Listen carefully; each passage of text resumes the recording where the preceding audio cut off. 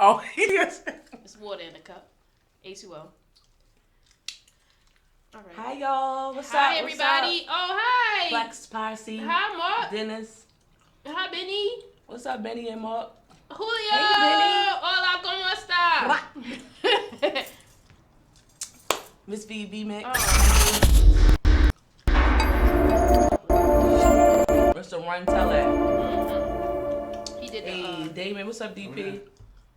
What's poppin'? We good? Hey, good morning, everybody. It's Miss V, host of the VMix radio show. I am here live on Radio on Fire Network every Saturdays, 11 a.m. to 12 noon. Get familiar. If you want to know what I've been up to, go to my website, thevmix.com, okay, and get familiar. Get familiar with the playlist, my mixtapes that's been out from the artists that been to my show, the soundtrack of my radio show. Volume 1 and 2 is out right now. I'm gearing 3. Shout outs to my last Saturday guest. Shout outs to the House of Diamonds. Shout outs to Midget. We got some things that we're cooking up. She has a lot of things going on. She definitely impressed me. I did not know she was an entrepreneur since the 11th grade at one of my, I wouldn't say alum, but I did go to Douglas High School. Shout out to Douglas High School. Shout out to Midget. It was a really, really good interview last Saturday. I had a good time. Get familiar. She has t-shirts, sweatshirts. She has hoodies. She actually designs them with your by custom. Like, you tell her what you like, whatever your favorite is, she'll put it on the shirt. So get familiar with Midget. Midget Productions. Again, she definitely impressed me. She works very closely with the kids, youth, starting, I want to say ages 7 and up. She will show you how to produce and things of that nature. She is very, very talented. Again, shout out to Midget Productions. She was here last Saturday from the House of Diamonds. Shout out to Sonia and Mr. Damon Speaks. If y'all don't know about the House of Diamonds, that's a village. Very important, very in tune to entrepreneurship and the community and sticking together in promotions and business, being business oriented and family oriented and things of that nature. I love it. They give a community give back every Saturday. Every month, I should say. Every month. So make sure you get familiar with the House of Diamonds. 1048 Brantley Avenue. Again, Midget Productions. We got some things we cooking up. She got some things right now in store. She's working, like I said, with a lot of politicians for visuals, artists, things of that nature. So if you're looking for visuals, you're looking for flyers or t-shirts and things of that nature, hit up Bridget, I don't know where I got that from. Hit up Midget Productions, because it's off the dome. This off the dome. Freestyle. Okay, all right. So hit up Midget Productions, and again, shout outs to House of Diamonds, everyone who supports the VMix. Shout outs to you, everyone. When I got a call, be like, shout outs to you. Shout outs to the people who's praying for me and rooting for me that I don't even know. I thank you, I thank you, I thank you, I thank you, I thank you. We closing out of 2019, y'all. This is 2020, we going into 2020, and what I have gathered so far is you gotta keep going, keep fighting. That's what I gathered from this year of 2019. I had some fun. I met and got close with some great people. Yes. Shout outs to Comp, shout outs to Colada. I'm sitting next to Colada, singer, songwriter, producer. But again, just thank you so much. Again, go to thevmix.com, thevmix.com, and I'm about to interview this beautiful singer, songwriter, producer sitting next to me that used to be a rapper, but her singing more dapper, okay? Her singing more dapper. But I did like your rapping, though. I did check you out. I appreciate it. Again, you can introduce yourself if you would like before I get to digging in your business. Sure. I can't wait. So I am Colada. I'm a singer, songwriter, producer, rapper. I mean, some people are getting me back into it, but I actually ran into my aunt, and she was like, "Yeah, but y'all know my niece, she rap too. She rap too." I'm like, "Oh, yeah, they're trying to get me to go back into it." I'm like, "Auntie, I don't want it. I don't want no smoke with nobody. I don't." But I used to rap back in the day. I still have those skills, and don't sleep on me, you know. But you sound like Eve. I love Eve. Eve was like, she one of the real ones. She's still a real one. She was, yeah. So, for real, honestly, I fell in love with a lot of Philly artists, like between Eve, Jill Scott, Music Soul Child, a lot of them, they really, and Crystal Waters.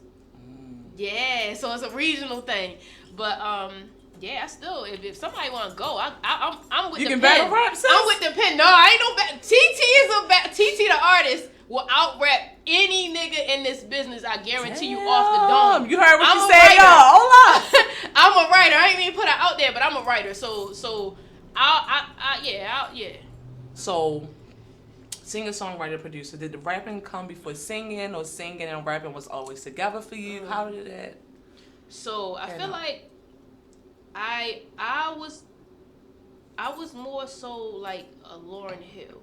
I would usually rap and then sing my hooks. So I would always do both of them.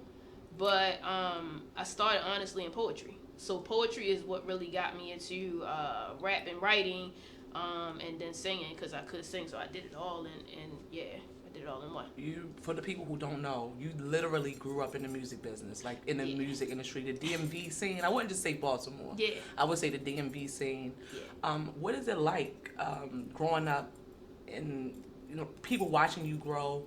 And of course, you know way more than you knew before. What is it like? I shouldn't say was, because it's still happening. Well, yeah, I didn't know. Like, it's just one of those things. You born and you born into this family, So my uncle was a really big, world-renowned DJ. So, and when I was little, 3, 4, 5, I used to just always see these big ass black boxes with the silver clips that he used to pop open and pull these tables out of, and I was just drawn to it. I used to always rub on them because they had these bumps on them, and I didn't know nothing about it. But he was like, "Oh, yeah, this is the needle. Be careful with this part on the DJ tip. Be careful with this part. Don't mess with that." He would let me, like, I never got in DJing, but he would let me touch the turntables. He had all these crates, these milk crates that I used to see people playing ball with outside in the backyard in the alleys. He used to have them full of records all day, records. He would be, and that man, like, my uncle. My dad DJ'd a little bit, but my uncle, he really put the heat. He was spinning around on back, was using his nose on the records and all that type. His DJ Frank Cola. Shout out to DJ Frank Cola. I'm not sure if he changed his name or not. I think he changed it and he went back or something. So, but yeah, his name coming up was DJ Frank Cola to my knowledge. So, but I know he traveled the world doing DJing. But I didn't know at the time. I just was around it. You watching him, but you don't know. Didn't even know it. Yeah. And then did it fall in your lap, or was it another instance where somebody kind of like your aunt was like, yeah, you can do this, with the rapping? How did you really get into the music scene? I feel like my dad. And how old were you? I was 7 years old. My dad bought me a Casio keyboard, and I didn't know what to do with it. But Daddy. He bought me a Casio, and it wound up making me self-taught pianist to a certain extent. I can't play up and down, but I can play up and down by ear. So it's like, talented. So yeah. My friends is lit. Ah! I'm sorry, my friends is lit. Yeah, so I learned. I actually taught myself a little bit with playing with the piano, and I stuck with it, and that was the thing that really, I knew I loved doing it when I was that little. I knew, like, that's what I loved doing. I didn't know that that's what I was going to do. I just knew that's what I loved doing. Singing. So, singing, writing. I love poetry. I loved. So you was writing from the jump poetry. Yeah, soon as. But like singing, was you singing your poetry? Was you singing or any, like, what was you doing with this? Just writing the poetry? I was just writing because I was shy. So you didn't know you had a voice? Not really. No. So I really was a writer. No, it's not modesty. I love writing and just writing. And what I would do, I would go in the basement, and back then we had tapes. So you could take a piece of Scotch tape and put it over tape and record whatever's on the radio. Remember so that I would shit. I would record stuff off the radio. Like if they be playing something in the background, a little bit of a beat, I would take it and hold on to it, and then I would like write to that. And so you were literally producing way before you were singing. Yeah, as a kid, I didn't know. It just was just something that I was doing. So I would take little stuff, and specifically like club mixes. It's a loop. It's a constant loop. So I would take, when I would hit a club mix at night, I would take a piece of Scotch tape, put it over one of my grandmother's gospel tapes. I wasn't supposed to do that, but I would take them and I would put them in the radio, and I would record it and take the beat, and I would write to it when I was little, and I would just perform it for myself in the basement. I ain't want nobody to hear what I was doing. Yo, you was a whole gift. So it sounds like, I was gonna be like, so what do you love more? It sounds like you was producing and writing, and that's what you love more. Yeah, I always wanted to write for other people, But what happened was my aunt, my aunt. What's your aunt name? My aunt Demetrius. Shout out to Aunt Demetrius. She's my aunt by marriage, but she my auntie either way. She's still my auntie because she always would tell me, oh, when I was little, you should model, you should do this, you should do that, and I was like, oh, thank you, auntie, but I don't want to, because I was more so shy. So what happened was, me being a writer, I always wanted to be a writer, producer for other people, because I don't really like being in front of the camera. Behind the scene, okay. I wanted to be behind the scenes, but my aunt kept telling me, no, look, baby, you got the look, you might as well go ahead. And what happened, I couldn't, niggas wasn't paying, so I'm just like, I'm trying to put this song, I'm trying to give you this song, but they wasn't trying to pay. So I'm like, well, shit, at least I could sing my own shit for free rather than give it to somebody else for free. And niggas grind me, so they'll take your shit and they'll go, and then they won't even come back and say, hey, let me pay you for this that you gave me a couple months ago or whatever, because I ain't have it at the time. They'll take your shit and go, and then they'll, whatever. So I wound up putting it into myself. And the people that did tell me that they was going to come back and get me, God rest their soul, I don't want them to come get me now. But, but they, my real ones is gone. You feel me? So at this point, I gotta take it for what it is. So you grew. Technically, you got into you was already singing. Like, I wasn't gonna say singing. You was writing and producing. Yeah, for sure. So how did you really get into the studio with the people you love? Like, I see your team is strong. You got your comps. You got your TT the artist. Shout out to TT the artist. I'm so starstruck on the low from her. I'm getting to the question about anybody you ever met that you've been starstruck. Yeah. But wait, before we get there. Okay.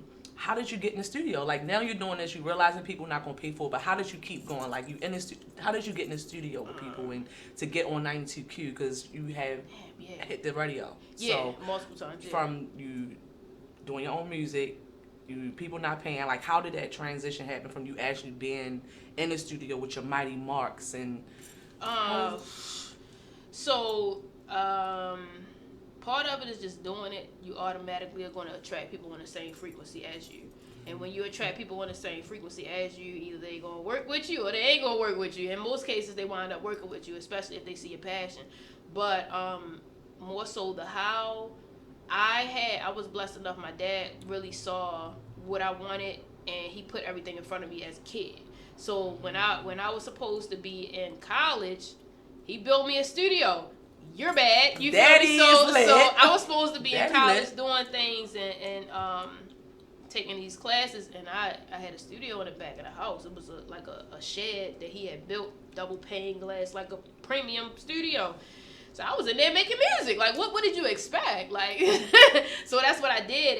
And in that time, we sat down, we read Indie Bible, Music Business for Dummies, and we sent out music. We sent out CDs back then to every urban radio station in the States. So we went and bought from the dollar store like 50 padded envelopes, sent them out to all of the radio stations, all the college radio stations that play urban music. And I wound up landing, out of all of them, a radio interview. Law of average says 1 in 10, so I'm 1 in 50. But I landed a radio interview in North Carolina at this college. In South Carolina, this college in South Carolina. And he told me they were stealing my CDs out the radio station. So at that point, I was like, oh shit, I think I got something. Because he was like, man, I need you to send me another CD. They stealing the CDs out of here. I said, oh, okay. So, that's exciting, so man. that happened when I was in Virginia, when I was supposed to have been in college. And because I failed out of college, because I wasn't doing what I was supposed to West do. College dropout. Yeah, so I came back home. I came back to Baltimore, and I wound up, you just automatically in the scene. So I wound up meeting Test Me. Shout out to Test Me. He signed free bands right now with Near Future. And I wound up running into Spielberg, who to me is a super producer. I don't know what he's doing with himself right now, but he better come out the woodworks, because he is a major talent. So I ran into Spielberg and Test Me. They were working together. Test Me is a rapper and a writer and an engineer, and Spielberg, engineer, producer, videographer now currently. And just down to Five Seasons. I used to just be down there. Five I Seasons didn't care. definitely was one of the first scenes for us. Like, not the artists. Like, I ain't no singer, songwriter, producer, but I'm just saying for people, I like the arts, I would say. That's why I said for us. Like, I love the arts. I love the performance. Five Seasons is, shout out to Five Seasons. Shout out to Solomon. Yeah, they shut down, but I think somebody else is doing Love and Hip Hop out of there. I think Big Guy's doing Love and Hip Hop out of there. I don't think it's still called Five Seasons. Okay. So it's like one of those things. If you ain't get it, you ain't gonna get it. Yeah, I remember that saying. I bought some fake 20s in there. Hey, sorry. Don't come get me. This was years ago. Okay. So you run into Spielberg. I ran into Spielberg. I was in a beat battle. I ran into Spielberg, and Tessman was outside eating ice cream. It was a Baskin Robbins right outside, and I'm like, hey, what's up? He was like, hey. And I'm like, okay. So I told, I had a showcase coming up. I said, I was talking to Spielberg. I said, I need somebody to record me real quick because my studio's in Virginia. I don't have anything here. He's like, come on, just come through. You know, I'll record you. He said some dumbass price, like $30. Something dumb. I was like, all right, okay. My prices now is very dumb. $35. Yeah. So if y'all don't get on the VMix, get on the VMix. It's $35. I paid for my slot. Even though we cool, I don't be expecting anything from my friends and family. I don't. I paid for my slot. You gotta support your people business. So yeah, we went to the studio. I recorded. Actually, Tessman was so mean, y'all. I'm not even gonna lie. Like, he was just so mean. He was just like, oh, you recording? I'm like, yeah. He left the room. You can produce. Like, he left the room. He didn't know. We didn't know each other. He didn't know. So he left the room. He went out in the other room like, man, fuck her. I was in there. I had a fucking ponytail probably all out, the wraps and shit. It was all fucked up. I had on some swish sweatpants and a tank top. I didn't care about my image. You know, so you didn't know. I didn't know, and I didn't care. It was just always the music that was driving me. So he left. I'm in the studio with Spielberg. Spielberg recorded me. I did a couple things, and I did a song called Dro with just that I had produced and written. And when that came on, Tessman came back out. He came back out from the other room. So he was like, yo, who is that? I said, that's me. He was like, who made the beat? I said, oh, I made the track. He was like, for real? I'm like, yeah. He was like, oh, all right, that shit dope. So he opened up. Yeah, he came back. The music, yo, I'm telling you, like, if I ain't get enough advice from you or anybody, like, music definitely. Just stay with what it is that you do, that you do well, that you're skilled at. Whether it be healing, whether it be music, whether it be spirituality, whether it be interviewing, whatever interviewing, producing. Whatever it is that you like, that you love, that you are skilled at, that you really honed in on and focused on. It was undeniable. He couldn't help but to come out the other room. You know, so he came in, and then he called me back the next day and was like, hey, come through. I'm like, okay. I came back in the next day, and Yo had taken a beat. It was like a small snippet of the beat. He had taken that shit and stretched it out to a full length of a song and wrote 2 verses on it and put me on the hook with a little sample. And you probably was like, I was like, you took my shit, but I was like, the shit was dope. Like, I couldn't be like, yo, you feel me? So it wound up, I didn't even know that people really were hearing that. And because back then, all we had was CDs. It wasn't no Spotify. We had iTunes, streaming. But niggas didn't know how to upload shit on iTunes unless you was industry. You know, so people was getting a hold of these CDs, and they was like, damn, I fuck with it. You know, so that was my start. And Tessman was the person who put me on the radio. He was the person who put me on 92Q first. We did it wasn't that song, it wasn't Dro, but we did a song called Waiting on You that was produced by a guy named The Best Kept Secret. And we were getting a light rotation on 92Q back then. And then Smash came, just walked in. And then TT came and walked in. And then, like, it was just like, and this was 10, 11, 12 years ago. You grew up on the scene, yeah. Right? Grew up on the scene. Now you first sound like you started off with the males. It sound like you ran into the guys. Yeah. TT came along. Shout out to TT. Shout out to TT, my sister. I'm so starstruck with her now. Like, she followed me back. She my little big sister. She followed me back. Who did you meet so far? Before I ask this question about the dominated male industry, and you maneuvering and the being, male dominated. Who have you ever met and you was like, oh my God, I just met this person, and what was it like meeting a person that you always wanted to meet? Was Honestly, it a good experience or yes, bad? it was a good experience. And this was even recently in my career. I met Mace. Oh, I thought you were gonna say Rico Love. No, I met Rico Love, but it didn't do it for me. And I'm a fan. I'm a fan. Shout out to Rico Love but and it didn't Mace. do it for me. Okay. Like, shout out to Rico Love. I'm gonna go to this next conference, the We Love Music conference. Look, put me in the suitcase. Wherever he I'm going has with it, we you. going. Like, shout out to yo, and I am a fan. Okay. But when Mace walked in the room, I lost my shit. For real? Yeah, and I met 2 Chainz. I met Nicki. I opened and met Nicki Minaj. I met Lloyd on several occasions. I met Sammy. He was really sweet. He looked like his chocolate. Well, self. yeah, he's Chocolate Sammy. Yeah, I met B5, the group B5. Shout out to Raw Dot when they were pushing me. Unfortunately, I was scared, so they were trying to put me out first, and I was scared. And who's this? Raw DOC. So that was Stacey Baker. You gotta Diamonds, grow into Trouble. confidence. Yeah, so I wanted to be behind the scenes, but they kept saying, "No, we too. trying to push you, and I fell back because I was afraid. So did you meet Mace right away? Hell no, I met Mace like a couple months ago. Oh. And I had grew up ordering shit on the box, getting in trouble. I've been around the world. world. Yeah, I was Okay. ordering down the box and jumping on the bed and shit, getting in Me trouble. too. But in me meeting Mace, like that, It did like something to you. Yeah, that like I had to step away from yo, so I wasn't in his face, Like, fanning out like drooling and shit. yeah. So he was my favorite rapper out of The Bad whole crew, Boy. Bad Boys, Out of yeah. Bad, yeah. He was fun. He had fun with it. Yeah. He had fun with it. So Yeah. it's a male-dominated industry, even in radio. Yeah. You know, Oh, yeah. even just the same period. How did you keep going? You know, even though you met your Tesme's, you met Spielberg. Now, like you said, TT the artist, Smash, Yeah. rest in peace, Smash. Rest in peace, yeah.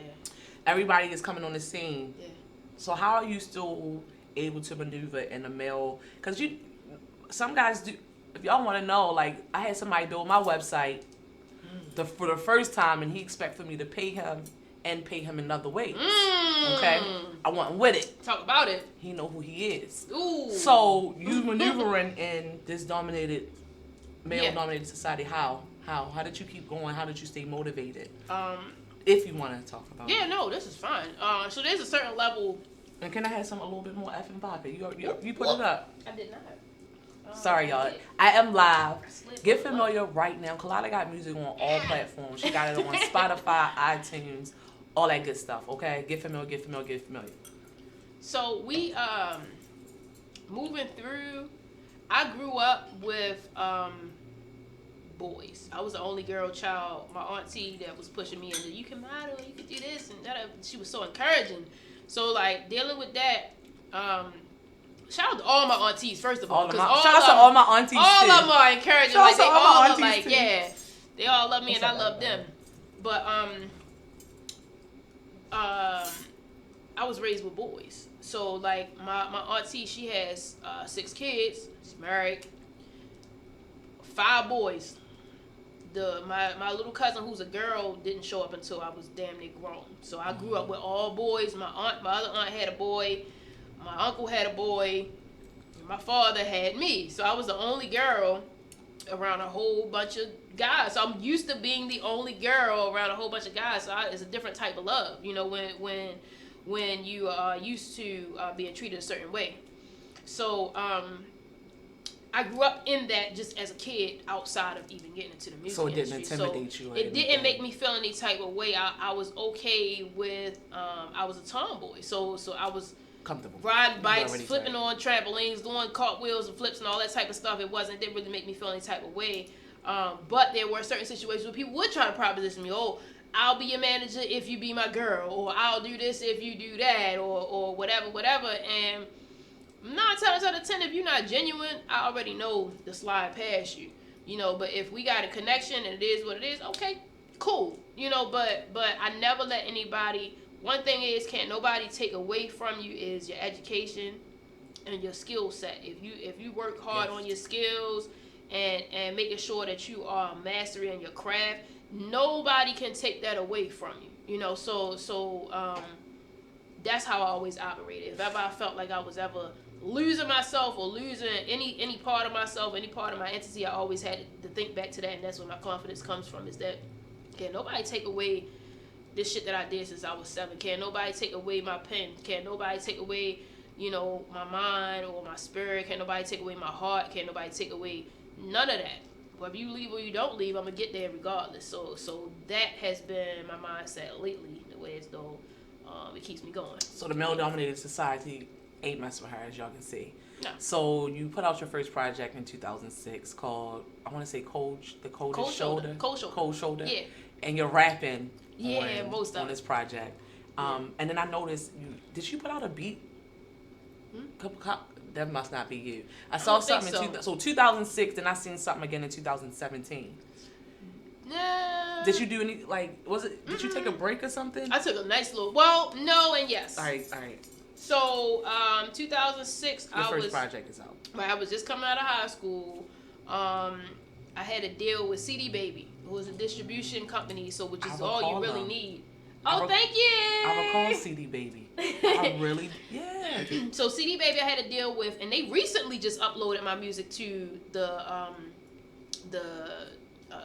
Spotify and iTunes and all that stuff. So they're still connected some type of way. But back then there was no platform for digital media, like for your music to be on, with the exception of MySpace, or that's where it kind of started. And then people had the FrostWire and all that, where they were stealing people in LimeWire, where they were stealing people music. But it wasn't a platform for you to really get it there. So people were still into CDs at the time, and possibly tapes if they were doing that. So CD Baby, I had CDs.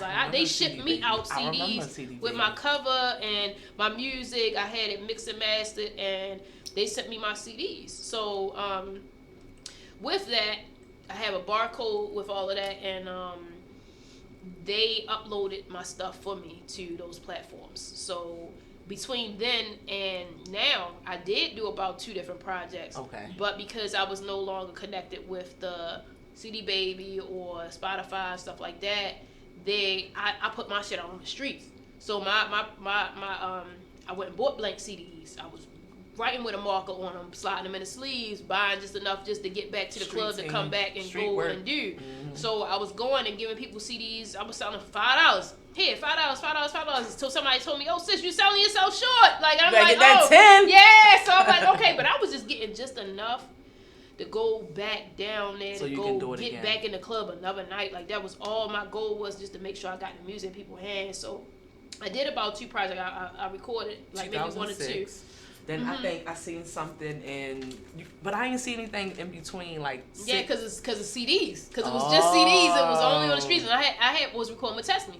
So I had done, I feel like maybe in 2008, I recorded a whole project with Tess.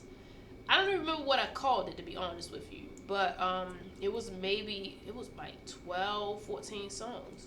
Wow. So that I had recorded with Yo, and I was giving beat CDs, stuff like this, putting in people's hands. So then I did a couple of other things just in between, a couple singles I was just recording, but I never really put out. So, but I always had been doing it until I really took a major, I would say I took a real major break not even the last 3 years, but for about 3 to 5 years, I decided, damn, maybe that's not it. Maybe. So you have had some downs where you kind of was questioning your position in the industry. For sure. How did you process it? You just took a break? I got depressed. Like, I'm not gonna lie. Like, I was in a relationship. Everything seemed good, but I was working a corporate job, in a relationship, was working and building, blending families and things like that. But what happened was, for me, it had always been a hobby. It's just something I just love doing. So, like, hey, okay, I want to do this. Well, thank you. I appreciate it. But it was a hobby. It's just something I love. Thank you. I'm a fan of yours too. So I just love doing it. But when I needed a release, like, liquor ain't gonna do it for me. Ain't no drugs gonna do it for me. When I need a release, I need to make music.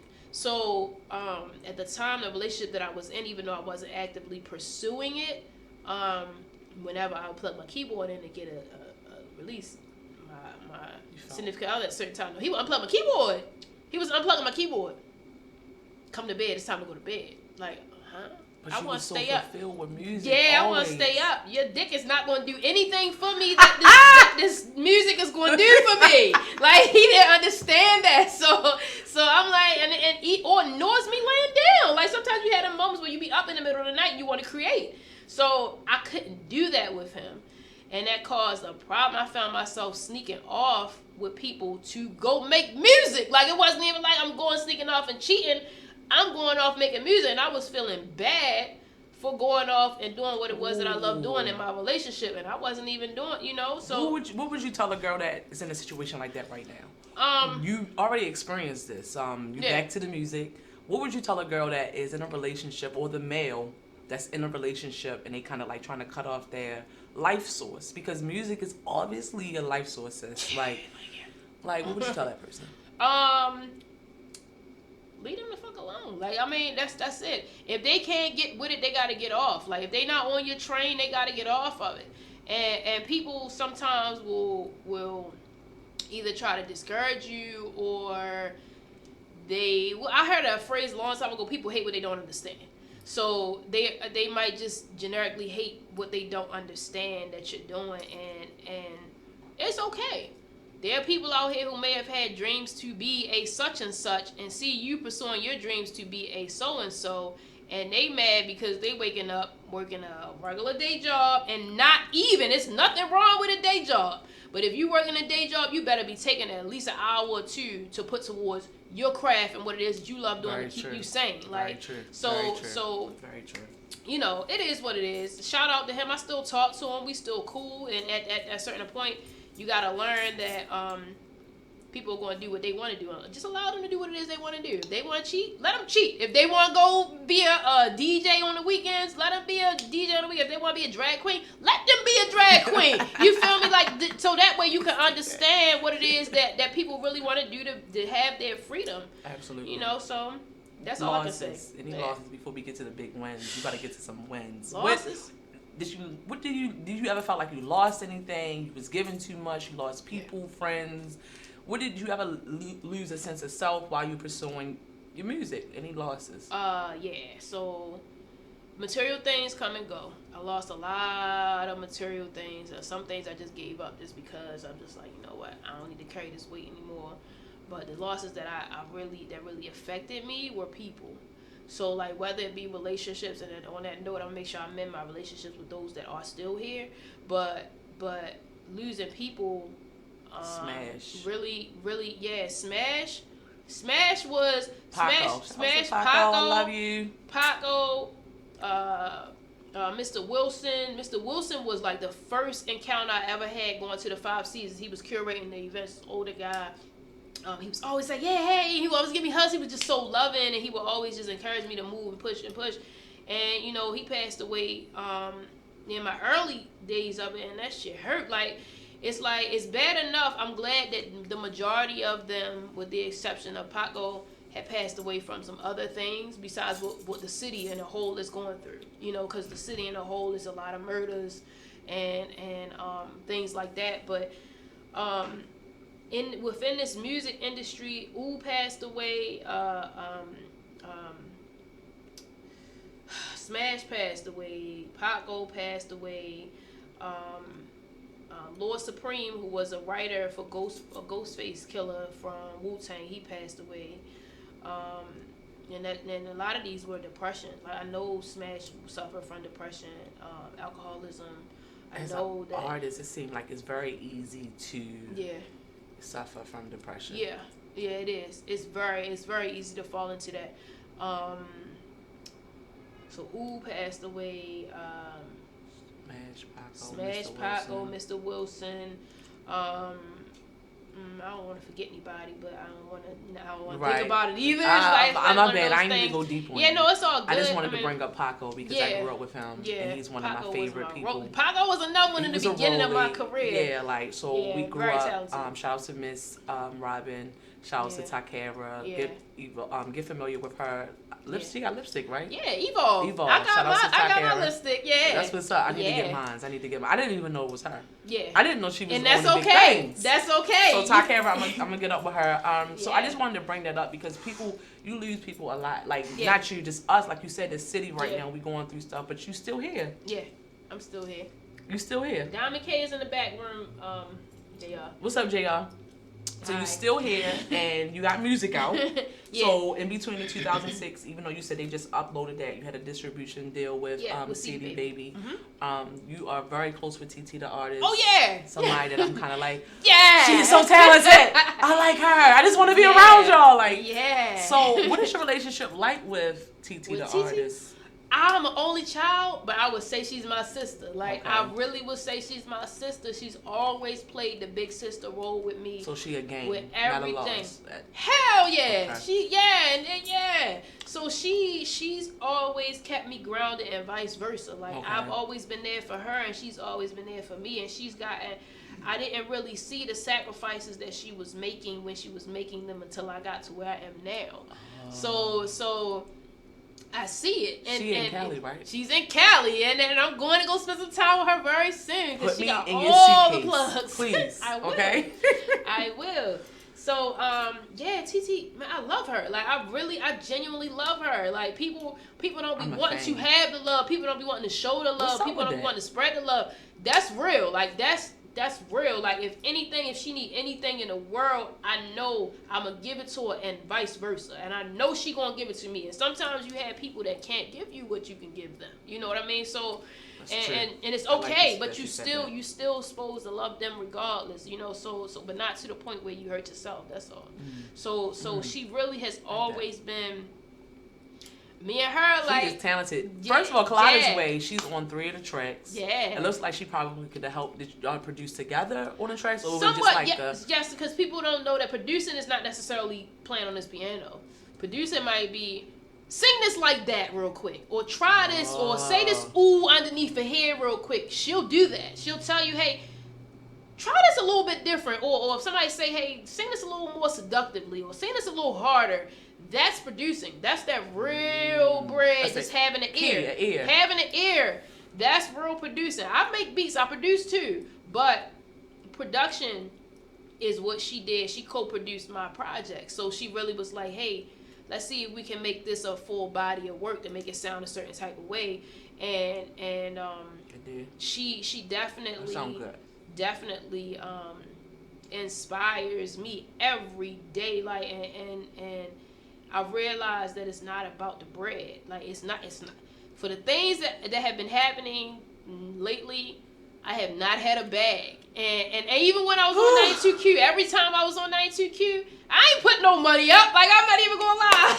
That's a blessing. That's you gifted. Wow, I ain't even gonna lie, but because people see the value. That's the other thing. Value in yourself. Putting some value in yourself. It really works. Into getting you where you want to go. So I'm just enjoying the journey of where it is. When the bag comes, it comes. But like, I ain't worried about it. Colada's Way came out in 2017. End of it, December 1st, 2017. Yes, damn, I ain't know the date. Boom. Yeah. So we pushed 2000. I seen that TT helped you a lot with this project. Yeah, of course. Did any visuals come to play besides Stupid? You got Stupid out. Did you write everything? How do you feel about artists not writing their music? Because shout outs to Fee Leo. See? I hate that. I apologize. Artist, hip hop. Okay. His EP is out right now. Okay. God Don't Bless No Suckers. Okay. That's what it's called. That's good. But he right? Like he really called me. He like, V? Yes, I write my stuff. Are you one of them like, yes, I write my stuff. How do you feel as an artist? Like, because Drake is still talented, but he don't write all of his stuff. How do you feel about that? If somebody was to say, hey, I want to produce you something, because I'm a producer. I don't need no producer. Hell yeah, I'm going to take these beats. Mighty Monk produced my last project, the majority of it. So, or somebody say, I want to write you something. Hell yeah, I'm going to let you write me something, because you might have a fucking hit that ain't got shit to do with me that's going to hit these people harder than anything I ever write. So why would I Why would I not? Why would I close myself off? That's one thing I learned from comp is even if you don't need certain things or need anybody or need anything, still take it. Because, and that's part of being in your feminine energy, number one. You got to be able to receive shit too, or else you'll always be giving and you'll get burnt out. Hell yeah, write this song, I'll sing it. You'll sing it? Yeah, hell yeah, I'll sing your song if I like it. Now, right. Don't just give me no bullshit, because I do have a craft behind me. But if I hear that cadence, if I hear if I hear the truth in it, yeah, I want it. Get into your music. Okay. You have a shitload of artist friends. Like, your friends is TT the artist. Yeah. Comp. You got a shitload of friends. Like, before we get into your relationship with Comp, if you wanted to mention it, how do you feel about being around all these talented people? Like Mighty Mark, you done sat in the studio with him producing Stupid, right? Yeah, we did Stupid. You did Stupid. Like, how does it feel to have all these talented people in your circle? Like, do you begin like, yeah, I'm Colada? Like, no, I be like, oh, my friends, TT the artist. I be like, oh, TT, you know TT? And they be like, well, who are you? But you know TT, though. Yeah, so I be in, like, and TT, I don't fan out over her like that. When she followed me back, I was like, I see it. Like, I was like, yeah, that's my. Let me call her real quick so you can hear her voice on the phone. Like, that type of thing, it makes me feel good. Like, Mighty Mark, same thing, because we started 10, 11, 12 years ago together. We wasn't even making nowhere near the quality of music we making now. So Comp, like, how did you run into Comp? I met him when we're gonna get into your music. Yeah. Come and go. Okay? Yeah.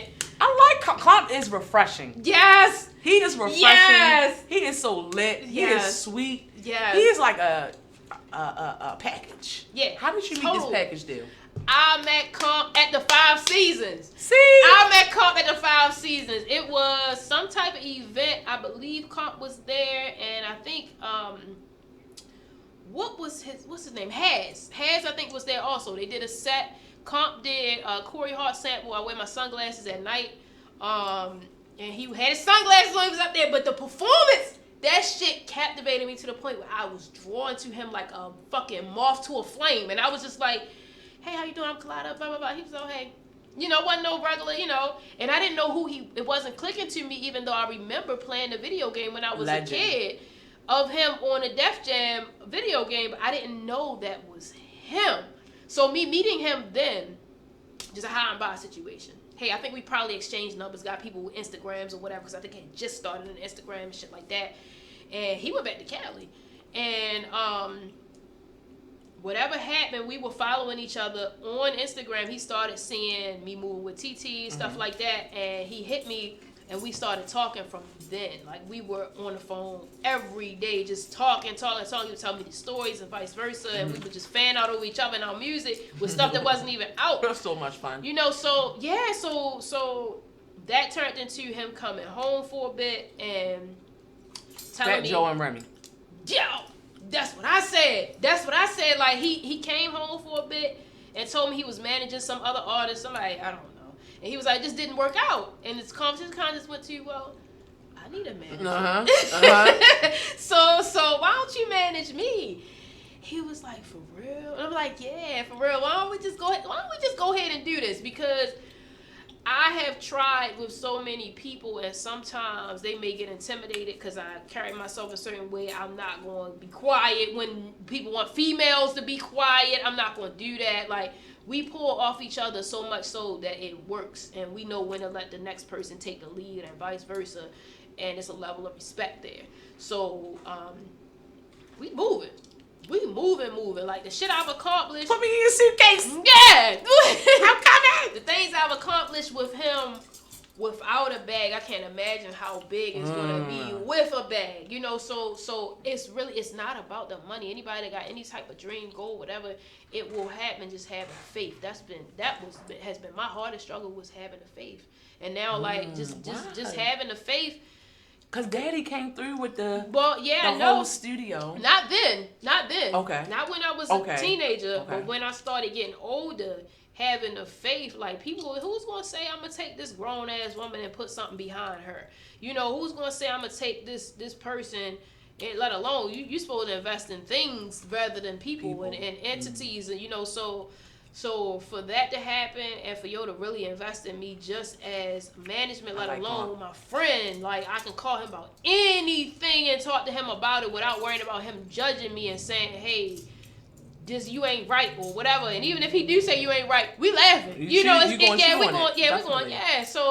So that bond right there is like unbreakable. It's it's shout out to Miss Jeanette. Yeah, shout out to Miss Jeanette for pushing him yeah, for real. So you got this squad, right? A team of like entrepreneurs. Yeah. So if you gotta go to a freestyle battle, who you taking? Oh, TT the artist. Okay. I'm gonna take Comp Bangarang. I'm gonna take wait. Who else I want to take that's going freestyle? Freestyle. I would take Test Me. I would take Test Me. Okay. I would take one though. You got like 3 or 4. Two people. One? No, I didn't. I'm about to give you because you got a big squad of talented people. Oh. So you got your 3 for that one. Battle rap. Battle Let's rap. Say battle rap. It's the same thing with freestyle battle. You think it's freestyle and battle rap? Battle rap. I couldn't figure that part out. I don't think the it's difference. the same. What people don't know is what people think is freestyle is people be writing sometimes. Battle rap sometimes people will write. And they'll just have a spot so where... it's like the same thing? Kind of, excuse me. Freestyle is different than necessarily battle rap. Maniac Dre I would take too. But, excuse me, when you are freestyling, that is specifically off the dome. That's nothing that you wrote down, nothing that you got memorized. It's different. But a battle, sometimes you will get a freestyle rapper in the battle zone. Sometimes you have a writer in the battle zone, which they usually tend to win, and they just know where to put a gap here so they can plug a certain person's name in or plug some information, or they study their opponent and plug certain information into where as though they can just crush you on camera or whatever you're doing. So shout out to Shaka Pitts for the pit battles too, because I used to you used to get in the battles? Hell no. Okay. I think I did like one. But I know that like it wasn't for me because I'm a writer. Yeah, and I would get into the battles by submitting beats. So he would put my beats in and they would rap over my beats. So slick. So you battle rap you taking? I would take Maniac Dre, Comp, TT the artist. Freestyle, they all for freestyle. All the same people. Okay, if you got to fight, who you taking? Regular fight? Yeah. TT and just her.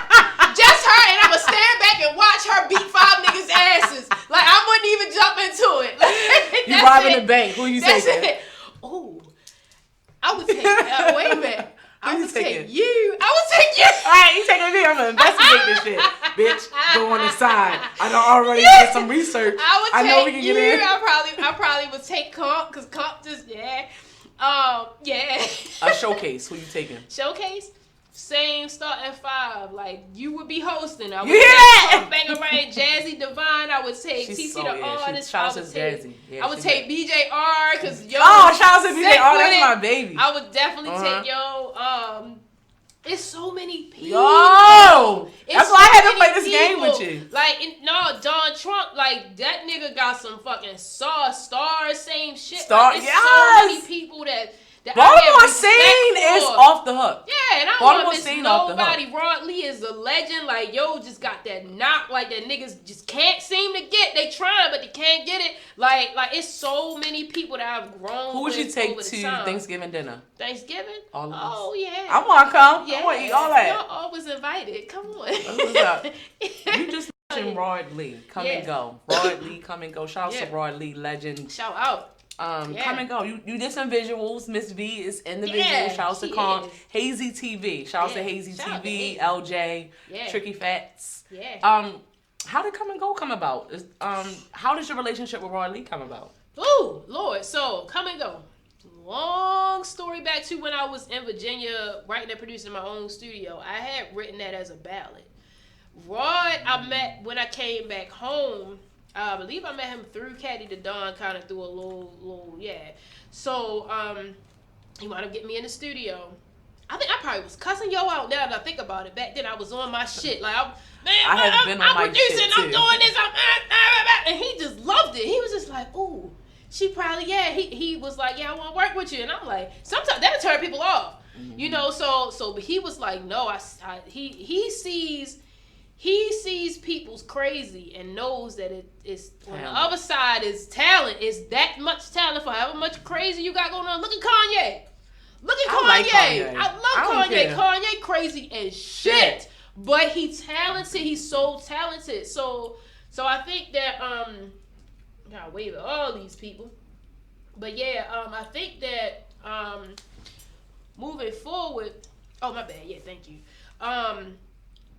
He saw that. He saw probably my crazy before he saw my talent.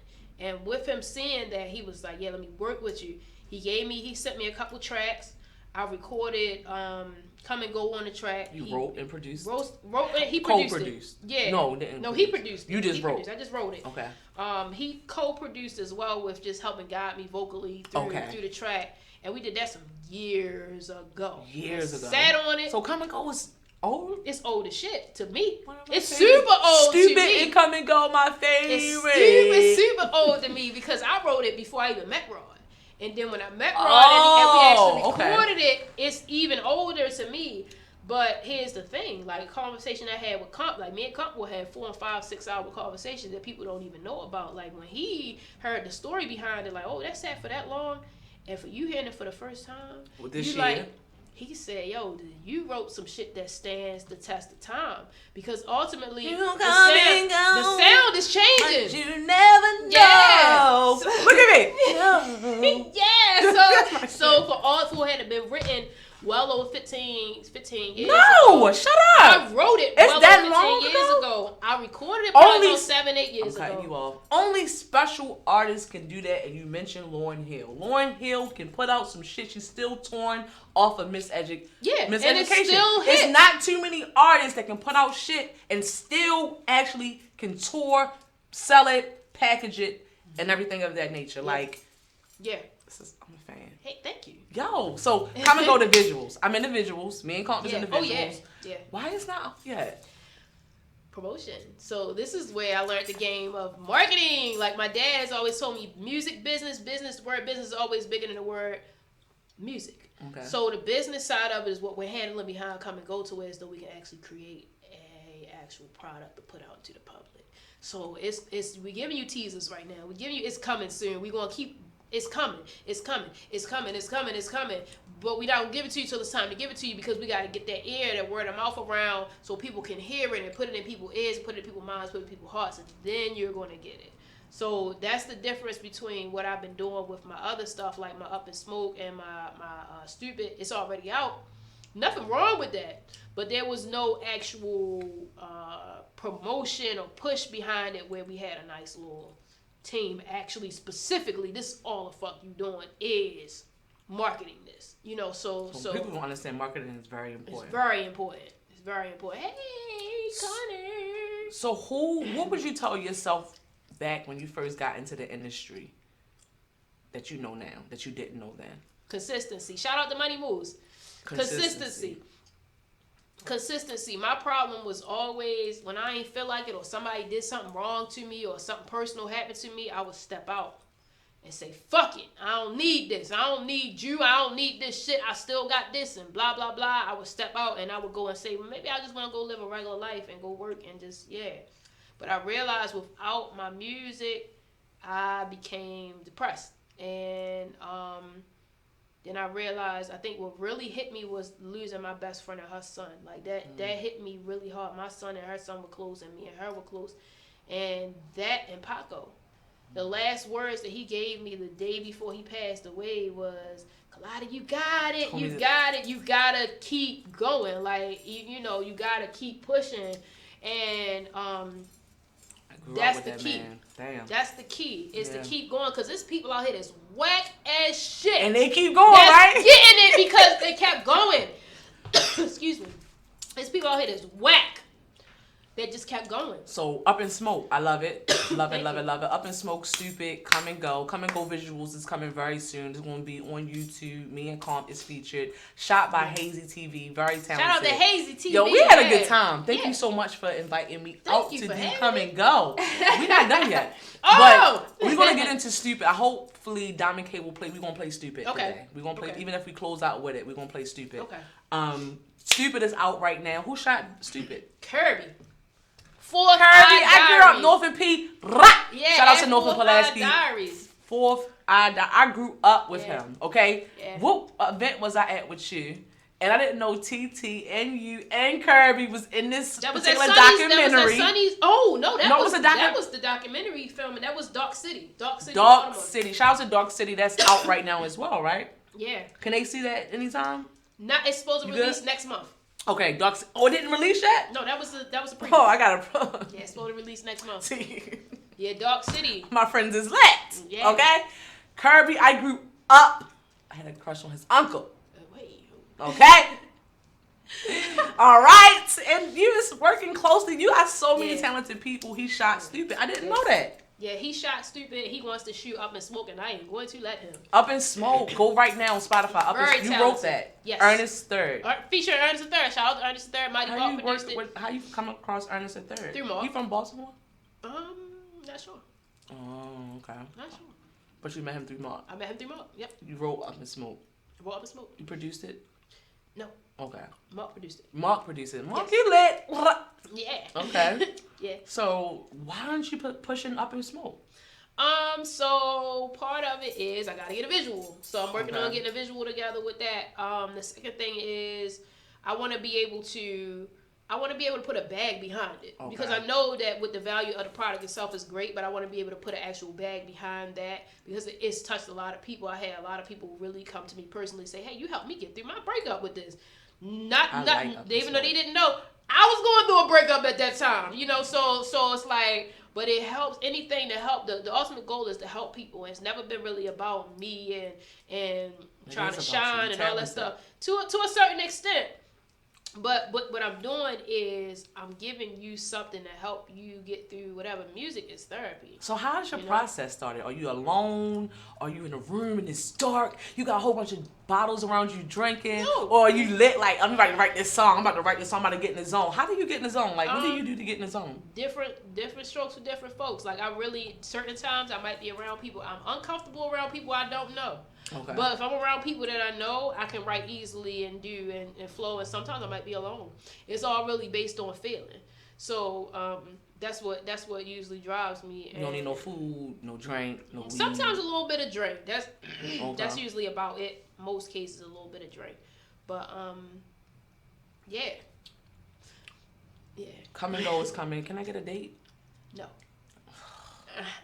Up in Smoke is out. It's out already. But I can't find Come and Go. You ain't gonna find Come and Go. I've been looking for this shit, okay? Because I'm in the visuals, all right? We taking that to another route. You ain't gonna find that. Like, that's where Rod comes in with his expertise, because he's put out artists like Paula Campbell, Davon, Scola.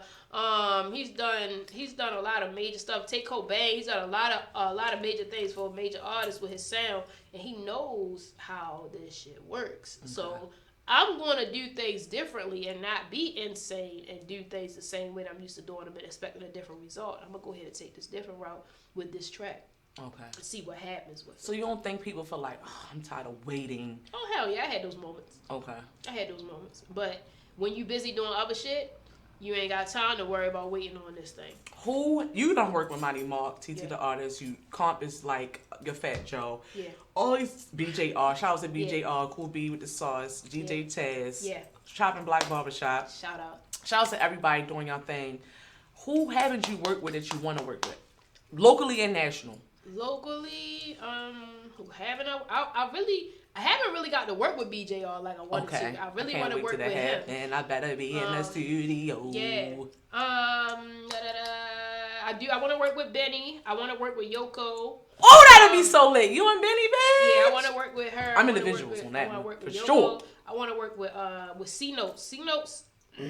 She's a me. Like, we old bitches out here. Like, we seasoned. You feel me? Like, I really want to work with C Notes. I already have worked with like Neffy, January the 25th. Oh, we got a show in Texas and Dallas on the 25th with Neffy Raps, and shout out to Lion Hearted. I want to meet Neffy Raps. Yeah, I hear so much. Her name been buzzing for a minute. She sounded crazy. She's not in B-More no more? No, hell no. Would you ever relocate? Hell yeah. You would? I would. You wouldn't just like travel and stay I like traveling. One thing I learned from what's his name, Featherstone. Well, TT, Neffy, they travel, they come back and forth. One of the Featherstone brothers, who was a writer for Drew Hill, he wrote like Boyfriend and all that stuff. He told me like it's very possible to live here and be successful in the music industry and just travel. I want to do that. That's what I want. I would like to do that. I don't mind because I love having my family clothes, stuff like that. I don't feel like I'm out here living grimy to where as though I got to look over my shoulder or anything like that. And I know that the city itself needs a lot of healing and a lot of help. So those things will make me, want to stay here because it's still home to me, regardless of how raggedy it look and whatever. This is my home, So I don't mind. How did you meet Nephew Raps? So that's one of your good friends, girlfriends, best friend. Like, yeah. How Nephew Raps? That's it for the live. So I met Neffy through my son's godmother. Ain't that funny? Yeah, I know. I know, right? TT! Yeah, TT, shout out to TT, the artist. Club Queen. I know, right? So, I met Neffy through my son's godmother. They went to college together. And she introduced me to her. We was at a birthday party, at my girlfriend's birthday party. And she was like, oh, yeah, this is government, boom. And this is my friend, government, boom. I ain't telling y'all that. But, y'all do music, why don't y'all just link up? And I was like, okay. And I got her number, and she got my number, and maybe about a year later, she sent me her Wave video. I checked it out. I was like, okay, all right. Networking still wasn't nothing. Important. Wasn't nothing yet. Right. But I wound up seeing her out at an event, and I was like, oh, hey, what happened? I ran into a producer, and they called me, and they were like, hey, I want you to do a hook on this song for this chick. And it was her. Didn't even know it at the time, but I ran into her, and I was like, you the girl I met at such and such party, and I wound up doing a hook for you. She was like, really? Oh my God. Like we didn't connect until we fanned out over each other musically. Cause it was just like, oh, okay, hey, you know how girls can be like, Yeah. So it happened from there. Organically, we looked out like for each other, and that has been the most amount of love I've gotten, like between her and TT. With females, how we can be, or we think, oh, damn, she don't really want to help me. She just want to do this for whatever. No, I'm genuine. I'm approachable. Just say something to me. If you don't, I'll say something to you. Like, all that stuff. But it's certain people I really, really appreciate, long-term built relationships. And then I met her through somebody that I know and love. So it worked out that way. And now, thanks to that, she putting me, come through. January the 25th. So January 25th, we be in Dallas. So, come through. Congrats on that. Yeah, we do need to go to this music video if we are allowed. I do want to go to Stupid. You can actually introduce it. So Stay tuned, January the 25th for Colada if you want to be a part of this showcase, meaning by coming to show some love and to get entertained. January the 25th in Texas, Dallas, Texas. January 13th, stay tuned. Yeah. Definitely going to be another showcase with Colada, Sunny, BJR. So we're going to come back with some information. Right now, we about to get, and you can introduce that, then we're going to come back with a little teeny bit more, then we almost out of here. Again, your girl, Miss V, the VMix Radio Show. I'm here with Colada, singer, songwriter, producer. She going to introduce her own music video. All right, so this is Stupid, produced by Mighty Mark, featuring TT, the artist. And yeah, this is that Baltimore bop. He said Baltimore bop. I like that. All right, ooh, child, I got a piece. I do too. My name's Al, but my family calls me Baby Al. Mouth hanging open, I know you asked me something then. Please repeat what you said, I wasn't listening. My mind was wandering with you within my fantasy. Feeling anxious as ever, that's what you've done to me. I just wanna lean in closer. I just wanna look you over. I just wanna love you wholesomely. I just wanna. Boy, you got me stuck on stupid. I just wanna. Boy, you got me stuck on stupid. E equals MC squared. I don't know what that means. Me plus you is an affair. No, that don't take a genius. Feel the chemistry with you and me is heating up. Don't know why you keep denying me to serve you up. I just wanna get to know ya. I just wanna lean in closer. I just wanna love you wholesomely. I just wanna. Boy, you got me stuck on stupid. I just wanna. Boy, you got me stuck on stupid. Dude I seen the other day was an instant attraction. Niggas on my heels, I'm doing subtraction. My mind's so high, it's touching the ceiling. Ooh, girl, I know the feeling. I know your body needs sexual healing. He got a job, do we got any children? The last dude had you head over heels. Don't be stupid, take your time, keep it chill. I can't control myself, I'm in it for the thrill. Not listening to your shit, I'm going for the kill. I'll try to keep my heart out of it all, I'll keep it low. No matter how the feelings are, I will not let it show. I just wanna. Boy, you got me stuck on stupid. I just wanna. Boy, you got me stuck on stupid. Mighty Mark.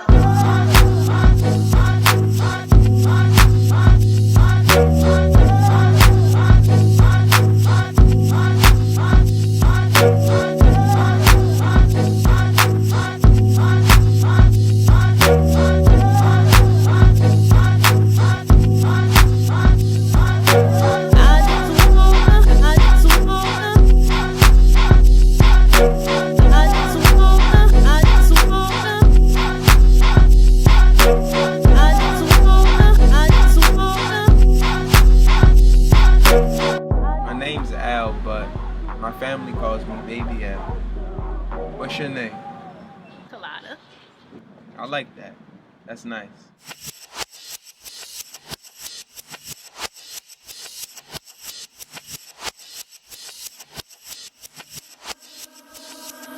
Mouth hanging open, I know you asked me something.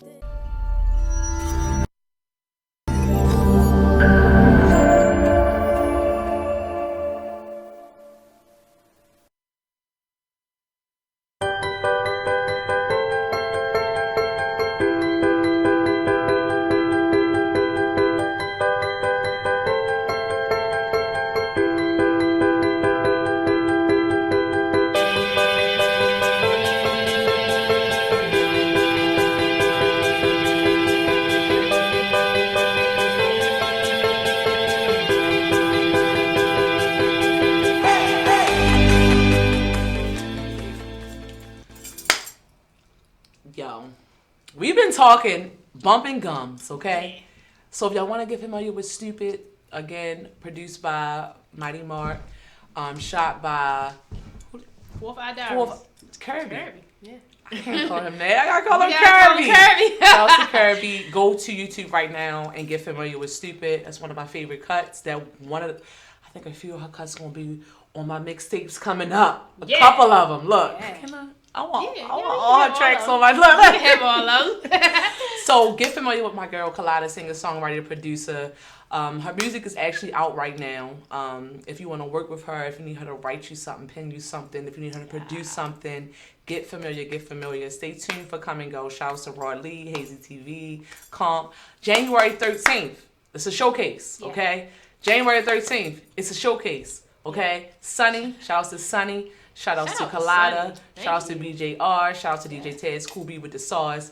Hopefully you hear Miss V on the mic. You know what I do. I'm just sitting on this couch. I got some other things going on. Right. You know, but hopefully you'll see your girl Miss V January the 13th. Is they selling tickets or is it a free event? I believe it didn't say anything. It didn't say anything about the status of that, with the exception of supporting the food and the culture there. Okay. Yeah. So January 25th, the tickets, right? January 25th, there are tickets for Texas, for Dallas. Like $20 for the tickets. If anybody want to come out to Dallas, by all means, I'd appreciate it. And anybody that's in Dallas, I do got a couple of fans in Dallas. Hey, shout out Y'all to Texas. want to come through, yeah. Okay, so January 13th, January the 25th, music is out right now. If you want to catch Miss Colada on any showcase, if you want to hear her music, you want to hear her perform live, January the 13th and the 25th. Yeah. Come and Go is coming up, but we need to be refreshed with some A2O water. Yes. Tell me about ATO. How did that come about? Shout out to, and that shit is good. It's delicious. That's the first part. Flavors, That's right? the first part. Yeah, so they have watermelon mojito. They have Georgia peach. They have a Long Island flavor. Didn't have that. They have Jolly Rancher. Jolly Rancher. I had that was one. like my favorite one. Okay. But they also in the works to making colada flavor, which is why it's like hey. Congrats. Thank you. But A2O, shout out to A2O for believing in me and my craft and the networking and the relationship that they had with my manager Comp. For him, and thank him for making that happen for me. So, but yeah, the number one thing is starting off with a good product. Just starting off with a good product. That when I tasted, I was like, "It's good. It's good." It give you that. I wasn't expecting like water, that. But it looks like water, good. But it tastes like heaven. Like yeah, it looks like. If I wanted to get a bottle of A2O, where do I go? You can hit up the Water Girl. Okay. Yeah, you can hit up Maul. You can hit up his wife. They are that's a power couple to me. So they working together in business, and you can see the love there. So they are out and about. They're around. I know they have a sweet connection with Sizzle. Shout out to Raj, who's the owner of Sizzle. What's up? And yeah, go A2O water. You can follow A2O water. A as in apple, the number 2 O, water like H2O. Yeah, and it's yeah. Four flavors. Pina Colada is coming up. Yeah, Colada in honor of Colada Pen. Okay. Congratulations on that. Thank you. I appreciate it. What's on your playlist right now? On my playlist, I actually have been listening to The Baby. I've been listening to. I know that bop. Yeah, I've been listening to bop. Yeah, I actually been listening to bop. I've been listening to. You not on your playlist? A little bit of me, not a lot. Oh, thank you. I don't want to be conceited. I listen to a little bit of me, but honestly, if I am listening to me, it's stuff that I'm practicing. So tracks that I'm conjuring up, like you're getting ready for. I'm always listening to Fatty Bun. I'm sorry. Every day. Yo, that shit. Every day I'm listening to Fatty Bun. I be like, yo, I'm listening to Fatty Bun. I know all the words. I'm listening to TT the Artist. I'm listening to Mighty Mop. Like when I feel like getting into a club, banger, club, little bop, I'm listening to Mighty Mop. I'm listening to Raw Lee. I'm listening to who else I'm listening to? I'm listening to Busta Rhymes always. I'm listening to Jasmine Sullivan always. I'm listening to a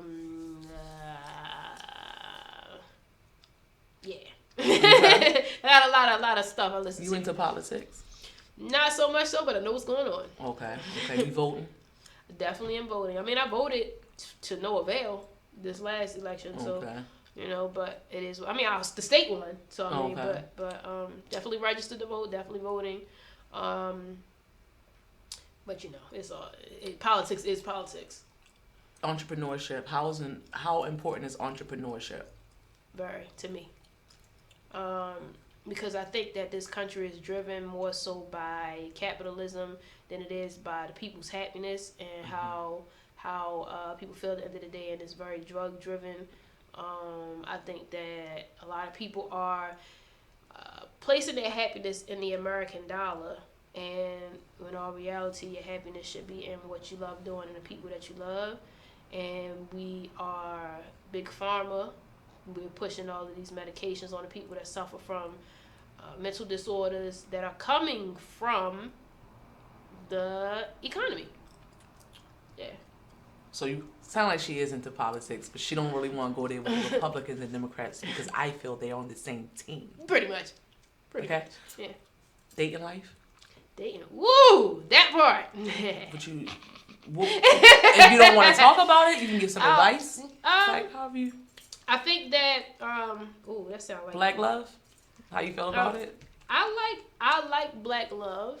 I do. I love Black love. I am definitely. She said she like. I like. Yeah. No, I mean, I love it. I ain't even gonna lie. My father has been married for 25, 26 years. His wife is black. You know what I mean? It is what it is. I'm black. You black. We all black. But how do you feel about the scene in Be More? What do you mean? Dating, like. For me, convenience for me I wind up dating people within the community because I'm on that same frequency. And a lot of times people outside of it either wind up being like my ex, where they either not supportive or they don't understand or they fan out over me to the point where I'm disgusted by you. Like, oh. So yeah, but outside of that, yeah, I mean, I'm doing me. I'm living my life. I'm single. Ladies, there's nothing wrong with dating multiple people at the same time. Don't let nobody put you in no box and try to make you theirs, especially if they're not taking care of you. But I feel like if you allow a person to be free and do whatever it is and you give them the best of you, they have no reason to stray. So, other than that, yeah. People be dropping in your DMs because you hot, okay? I might, if I say something right now, like if I say something like, oh, I love a light skin. They light skin in the DM. So they do it in the DM like Colada because them cakes is looking real good. Yeah, I don't know, but yeah, it's just, yeah. Dating is dating. Shout out to Jalen. Shout out to my baby. Right? My baby, yeah. Okay. Yeah. I know Diamond King like, get off my daggone network. Listen, you've been on this scene. Yeah. You have traveled. Yeah. You have seen everything as far as, I ain't gonna say, you've probably seen a lot of stuff that I haven't seen. Yeah. What do you love about it and what do you hate? What do you think we need to change? What do we need more of? What do you love too at the same time? What I learned is to focus on the positives because, and that for me, the positives is the good music and the relationships and the networking, even if they some fucked up people. I still feel like focusing on the positives is always, that's what I love about it. I love the feeling that music gives me. I love the feeling of meeting people that's really out here grinding and making something off of themselves. Part that I hate about it or don't like about it was it goes hand in hand. The people is what I love about it. The people is what I hate about it. But once you have a certain amount of internal strength, it don't matter how fucked up this person is. It don't matter how whatever the ultimate thing is. How can you help me get here? And I don't care how fucked up you are. Okay, you fucked up. All right, cool. But how can you help me get here? And how can I help you get there away from me afterwards? And or how do I help you get to your goal? Even if you're trying to get here with me and we both trying to get to the same place, how can we help each other? Whether or not we fucked up or not. I learned how to come from a place of understanding more than coming from a place of judgment, the way it's you fucked up, I don't want to mess with you. No, maybe you had something happen to you in your life to make you move differently now, to where as though you think everybody out here trying to hurt you this way, and that might not be the case. So instead of me trying to judge you for you reacting negatively, I'm gonna come out and say, hey, how can I help you? How can I be myself? I ain't trying to so be perfect. So it doesn't seem like you want to change nothing. No, because it is what it is. People create, they create things. People have fear of things. They create hurdles for themselves sometimes. I know that I have been a person who has sometimes done the self-sabotage and certain things. Me too. So, yeah. What was it the Kiki Palmer say? Our greatest fear is not being inadequate. Our greatest fear is actually being successful. So, and the devil works in fear. So once you take fear out of the equation, it's nothing that can stop you from getting where you want to get to. So we got Up and Smoke Out, Stupid is still pushing, Come and Go. What's next? What do you want us to know about you, or know what's coming up, or what do we need to know that we don't know? Like, what's good? Oh, next, I'm trying to take over the country. I want to be in suitcase. Trying to be the brain out here. I'm trying to take over the world, Pinky. Like, what are you doing? That's every day after school. Okay? That's my next goal, is like to really get it out. Like, I wanted always to conquer my city first. And I feel like I've done that to a certain extent, but I want something really bigger than what I have here. Because I've had, like I said, the song with Test Me Here. I've had the song with TT and Mighty Mark, the Holiday Bop. That we get every year, that little spin. And I've had something with Crip, who's the other half of Smash, and Crip, who was we had a song out called Bully that was actually helped to empower some children that were going through bullying and things like that. We put out some years ago that hit radio, hit 92Q. So I've hit radio, so it's not like, okay, I didn't do that, but I want something big that people say, oh, that's her. And then after that, moving forward, I'm trying to bop, bop, bop. Like, yeah. Bop. I got somebody waiting for me. I got TT waiting for me in LA. I got Neffy waiting for me in Dallas. I got, you know, I got people in New York. Shout out to Bill Quick in New York. And then I got people in Florida, Atlanta. Like, I reached out to some major artists like Trillville, for example, and they was like, come through. I'm like, what? Like, that's when I had to be like, who the fuck am I? Like, you feel me? So I'm just like, whoa. You know, so it is, you know, it's things. I got a lot of things planned that I plan on accomplishing, and that's my goal out here. Like, I ain't even worried about being rich. I would like it, but I ain't worried about it because I know I'm taken care of. I know I'm always gonna be taken care of thanks to my Lord, the Most High. Yeah, like, you know, you gotta really have faith. That's it. Yeah. Congratulations on everything. I appreciate it. Same to you. Thank you for coming through, showing love. Merry Christmas. Yes, 2019 ended well for you? I mean, it was rough, but I would say, you know, it's all in how you take it. Like, you can't. All the losses, yeah, it hurt, but you know, you don't know when you're supposed to go, and when God say you're supposed to go, so you gotta really have a level of acceptance for things and understanding for things. And it hurt, you know, it hurt a lot. Because some people I wish I could call and say, hey, can you give me your advice on this? Can you do this? But, you know. Any closing words? Anything you want us to know about you? TT, Mighty the Artist, Comp, any performances? January 13th, January 25th, Texas, January 25th, Baltimore, January 13th. Yeah. Stay tuned, LA. Yeah. Hopefully, we're going to push out something together. Hopefully. Oh, yeah. She's going to be on volume 3 of Get Familiar. January 13th again, January 13th. January the 25th, Texas. Shout out to Nephew Raps. I would love to meet you. I can't wait. Yes. I just love when women are badass. I love when women doing that thing. I love when people are who they are. Yeah. Even if you sound goofy, speak up. I think I'm tired of the silent killers. Yeah, that is true. Speak up. The only dumb question is the one you don't ask. Speak up. That's all I want everybody to do is just to speak up. Even the people who don't speak up. We need you. Because when you don't speak up, you're going along with all the bullshit. Yep. Yeah. Amen. Am I wrong for that? You're 100. Look, we need y'all to speak up. It's the time is now. I feel like. I think 2020 going to be so fucking big. Yeah. 2020 going to be like, boom. Bow! Dominic ain't laughing at me. You hear me? You're like, look, it's gonna be lit, okay? Yeah, it's about Colada, you the shit. Oh, well, I like your hair. Thank you, I appreciate it. I like your hair. I like your hair. Give me pretty, the thank you for coming through. Thank you for having me. I love when y'all get dressed to come on my show. I know I can see it. I appreciate you. This media thing fell into my lap. And y'all don't know, media is controlled. Not so much at Radio on Fire.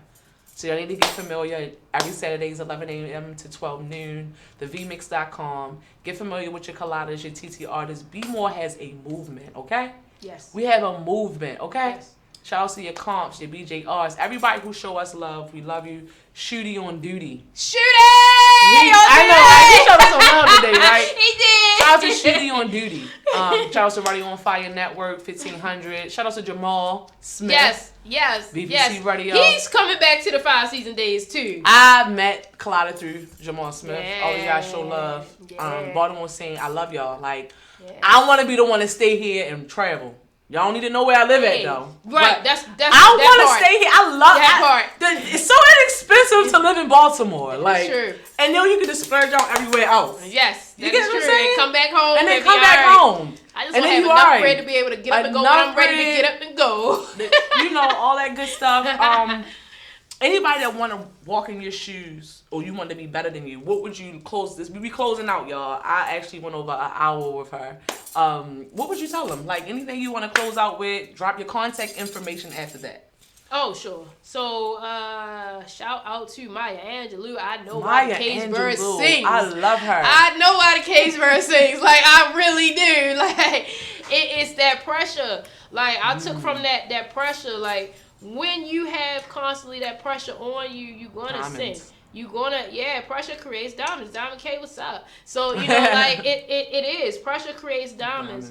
So you have to sing. And I'm not saying it in a actual sense of, but, like, when you have pressure or you have whatever type of ailments or things going on in your life that are bringing you down, you gotta be able to, you gotta sing.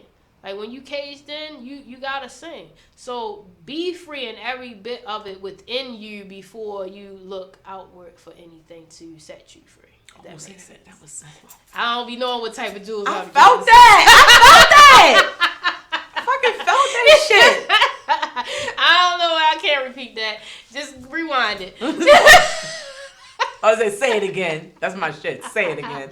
That's my shit, ain't it? Say it again. I want to hear it again. Yeah. That's it. Next few is visuals. Visuals and say visuals, more networking, more traveling. I love networking. Yeah. People are doors to me. Yeah. You open it and you close them. Yeah. You know, I think sometimes I'll keep my foot in a little so, bit and they trying to close. I keep my foot in there like, you ain't locking me out, nigga. Let me talk to you real quick. But we getting it. All my doors got a little crack. Even the ones that I wanted to close, they still got a little crack because of who I was to them. Absolutely. So, yeah. Don't burn bridges. Some bridges. You gotta shut doors. You gotta shut doors. Yeah. People are doors. Sometimes you gotta shut doors. I'll shut a door and I won't lock it. All you gotta do is just not. True. Look at this singer, songwriter, producer on me. Right, hold on, B. Yeah. Y'all see what's going on in B-More. Yeah. Get Familiar 2020 is very soon. I want to say I'm interviewing BJR the top of the year. Ooh, BJR is come through. Yeah. BJR is going to be here. He is a super producer. Shout out to Moon. He is. December Moon, another one. Shout out to December Moon. Jadena. Fuck his name up. Shout out to Jay Oliver. I never met this man. I've been stalking Jay Oliver to get on my show for a minute. He another one. I'll make that call for you, baby. Get him on here. I want Jay Oliver. Like, he is really kind of like based in Baltimore, but not really. He in Texas. That's the shit. When you go to Texas, I need to meet Jay. We need to go see Neff. We need to go see Jay Oliver. We need to see Bam. We need to see everybody out there. Yeah. Y'all. Yeah.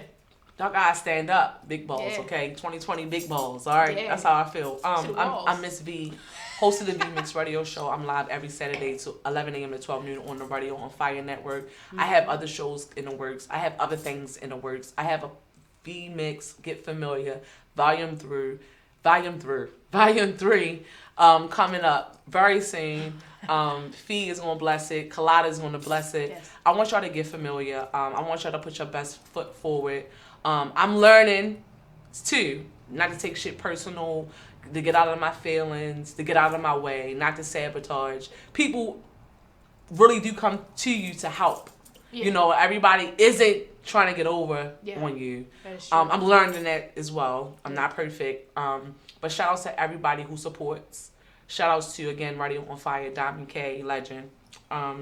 Again, Volume 3 is coming out for the VMix. Get Familiar. Volume 3 mixtape is coming out. TheVMix.com.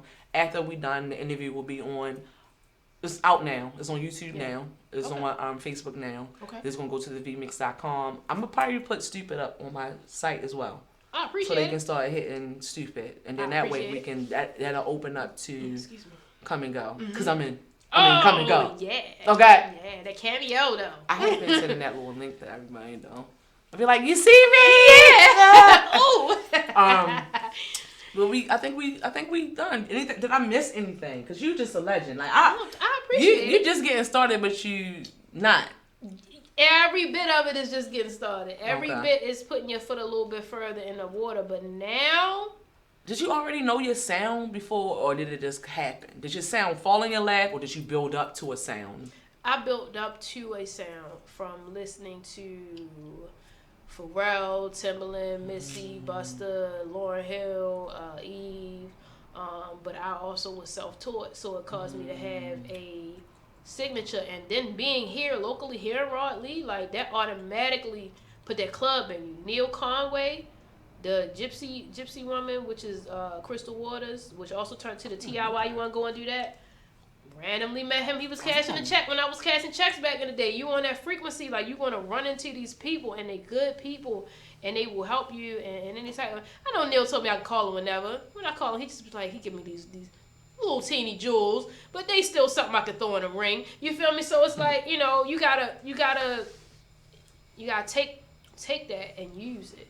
So that's the other thing I would say to somebody who's trying to get somewhere. don't take your resources for granted. If you got a mother that love you and she want to help you, don't say, oh my God, it's my mother, I can't deal. No. Love her, let her love you, let them help you. It's okay. Fuck what people will think, like you want somebody to say, oh, I did that for her. Thank you. Don't turn that off and block your own blessings because you're too worried about somebody saying something about you or whatever. People gonna talk. We talking right now. People gonna talk all day, every day. And most 99.9% of those people, with the exception of me, is not gonna say the shit about you to you, except for me. I don't care. But and she don't care. But if I had too many of these. But you only if I drunk too much. I'm like, I'm sorry, I was drunk. I'm so sorry. But it be the truth. Sometimes people need to hear that, and that's the other thing. Don't be afraid of the truth, no matter how it's delivered. Sometimes people deliver it to you with a little sugar, and sometimes people deliver it to you with a little salt. But take heed to that truth so that you can understand whether or not you want to grow from it or live in it. You know. So. You just shit. And your hair look fucking good. Who Neek did your fucking hair? Shout out to Neek Style. Shout out to Stanika. Yeah, she got me right. Always. She turns me from that girl down the block to Colada Pen. Like, she turns me into her. Just by, that love. She put that love in there. She tell me I'm beautiful. At the end of the day, she's a beautiful spirit. She's a beautiful woman. She on Bel Air Road, right across from the Dollar Tree. Yeah, go to Neek Styles, hit her up. Shout out to Neek Styles. What's up? Yeah, she that. Yeah, you like this? Oh yeah, you like this? You'll love what she gives you. Oh yeah. I like it. Do it take a long time? This wasn't too long. Like the length of it be our conversations for real. We got a real relationship. Oh no. Actually, she want any promotion. Yeah. She can do a commercial for the mixtape. Yeah. You working on air? You hear that shit? Shout out to A2O. Shout out to Money Moon. Shout out to Cashland. Shout out to Neek Styles. Cashland. Yeah. Commercial for Cashland. That is in my notes. No. Cashland. How did that come about? Because Diamond K ain't get up yet, so we gonna keep talking. Look, Cashland. I got the extended interview. Right. Cashland. Shout out to John. My manager at the time, about 10 years ago, who also was TT's manager at the time, his name is Jamal Smith. He's also a person I love dearly. He was victim of a drunk driver. He was hit like as a pedestrian from a drunk driver down Fells Point and has suffered from severe brain damage since then. I need to go see him. But yeah, he was my friend and my manager and still is. But he was the person who, when we were out at the Paradox, when the Paradox was out, he was like, that's John Cash right there. And I was like, okay. He had two baddies with him, one on each arm. I'm like, ooh, who is that? Yeah. I'm like, who is that? He like, that's John Cash. Why don't you go over there and say hi to him? And I was like, okay. So I go over there, go say hi. I say, hey, John, I'm Colada, singer-songwriter, producer, blah, blah, blah. I'm just saying, hey, And after that, I would always see him out. For years, I just would be out and I would see him out. Hey, how you doing? Hey, John. After that, it wasn't an introduction anymore, but like, hey, hi. After a while, it starts going into the who are you? Because you seeing a person so often. And one day he was just like, come through the shop. Went through the shop. I was getting ready to travel like for the first time, like outside of the state to really do some work. And I went and got some clothes from him. And like that, it was so the whole commercial. Soft. Yeah, it was soft. It was like, ooh, like the A2O. You start with a good product, and it was a good product. So I love the commercial. It's out now, right? Yeah, my personal one I wrote and produced. Yeah, for John is out. I'm also trying to get on that second one. I'm trying to get this endorsement deal. I don't even like. I usually work behind the scenes more, so I don't like trying to compete with these people trying to get on. But I was like, can I? Like, cause I already did you a commercial. Can I go ahead and just shit on these people real quick and just rap one time, like But I did that also. Hopefully that works out for me because I would love to have my Cashland. I like flying in Cashland because number one, I'm exposing this man. It's comfortable. Number one, that's the number one thing. It's comfortable to fly in and I still look good. But also, I'm going from here to Cali. I'm going from here to Dallas. I'm going from here to New York, wherever. People going to see, oh, what's this brand? I got them. So that's the importance of branding and marketing. He's using us as artists, people who's actually helping to expand. And John, for people that don't know, if y'all don't already know, word on the streets, He is the person responsible for the snowman line from Jeezy. He's the person. I did not know that. Don Cash is that nigga, and I'm sorry, I mean, put you on Front Street like that, Don. You gonna have a whole bunch of people coming in Baltimore? there. He from Baltimore. Hey, right? You say hey when you say Baltimore, right? Yeah. So shout out to Peso de Mafia. Shout out to Shorty. Shout out to Shorty. Do your shout outs like winning. People out here winning, and I can't hate. That's some good shit. That's some good shit when people can't hate on it. Like, it's respect. Like, it's really respect. Very, very true. Shout out to YG Beat. Shout out to I interviewed him back in the day. I need to get him back. You gotta get another one because he's had some accomplishments. A whole lot since then. A whole lot. He came through with Contra. Shout out to Contra. Yeah. Damn. Yeah. Damn. Baltimore scene. It's litty. So you got the Cash Land you done wrote and produced a commercial for. A2O Water. Visuals is coming up. Traveling is coming up. Texas, January 25th, January 13th. Yeah. All right, y'all. Y'all gotta get familiar. And acting in the works. Look you out. All working. Shout out to Silk White. All right, this is my last question. And I think Dominic gonna walk in here. Yeah. If you wasn't a singer, songwriter, producer, what would you be doing? Would it be acting? No, I'd be a teacher. You'd be a teacher? Yeah. I can see you teaching. I can see you, because you got patience, because you're patient with me. I can see you teaching. Yeah. You would? Yeah. Oh, elementary, middle? Elementary. Possibly middle. He closing us up. Okay. Yeah. I can see you be a teacher. If I wasn't doing this, I'd still be an investigator like I still am. Yeah. And to the 9-to-5ers. Yeah. We all leading up to eventually putting out 2 weeks in. Yeah. Don't let me go state of Maryland. Sorry, I didn't mean to say that. Look, I love you. Okay? But I do agree. 9-to-5s is lit. It's a base. It's a foundation. Yeah. Entrepreneurship is very, very, very important. Yes. Okay? It's very important. You've been an entrepreneur for a long time. Damn. All my friends are lit. January 13th, again, it's a showcase. I forgot the location. But we're going to be posting the flyer. Go to the VMix on IG. Go to Colada Pen on IG. Yes. Go to the VMix.com. Stay tuned. Radio on Fire Network is doing big things. We're closing out 2019. Do you realize this? Yeah. This is the last show of 2019 and we out. Yeah. 2020 is lit. We up. Anything you want to close out? We're listening to Stupid right now. No, thank y'all. I just want to thank everybody who supported and thank everybody who didn't. Absolutely. Thank you to everybody. You know what? Thank you to everybody who didn't. Thank you to everybody. Damn, I gotta grow up. Cause I'd be like, fuck y'all, okay? It's like, yeah, take out pictures. All right. And cheers. Boom.